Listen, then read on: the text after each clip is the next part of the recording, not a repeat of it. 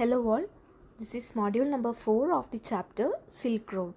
In this module, we'll be looking at the important questions and answers.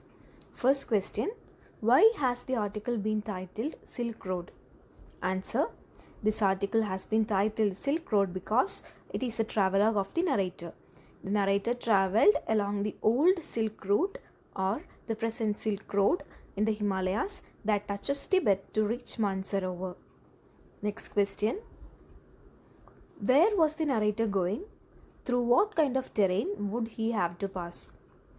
Answer. The narrator was journeying towards Mount Kailash and the Mansarovar lake, where they had to pass through several high mountain passes. He had to journey through a lot of snow and vast open plains. Moving on.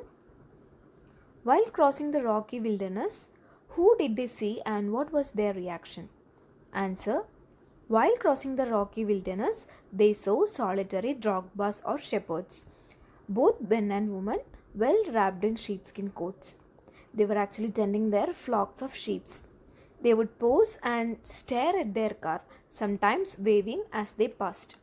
So, the author or the narrator saw a few drogbas or shepherds, and their reaction was that at times they used to stare or they used to wave at them as they passed. Next question. How did the Tibetan Mastiffs react when they approached? Answer. These Tibetan Mastiffs were actually ferocious dogs and they were used as hunting dogs by Chinese people in the olden days. So the dogs would cock their great big heads when they became aware of their approach and would fix them in their sights. And as they drew nearer, they would explode into action, speeding directly towards them like a bullet from a gun and nearly as fast. So these are the things that we come to know about Tibetan Mastiffs. Next question. What troubled the author at Darchen? Answer.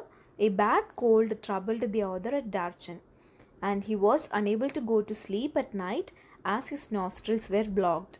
When he was just dozing off, he woke up suddenly.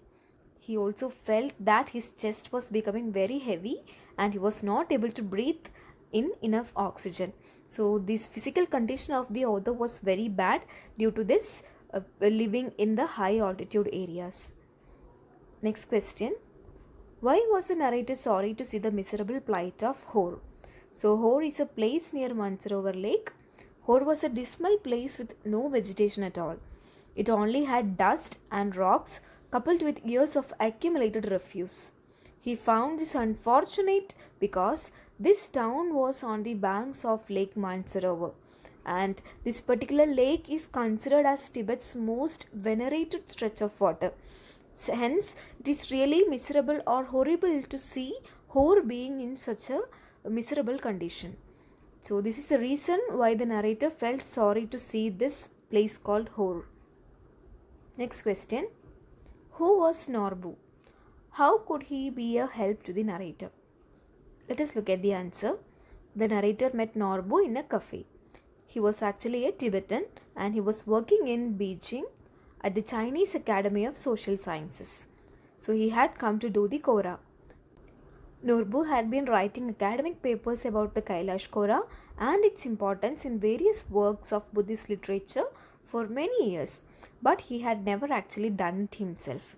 So the narrator was relieved to team up with him. Just that he would not be alone then.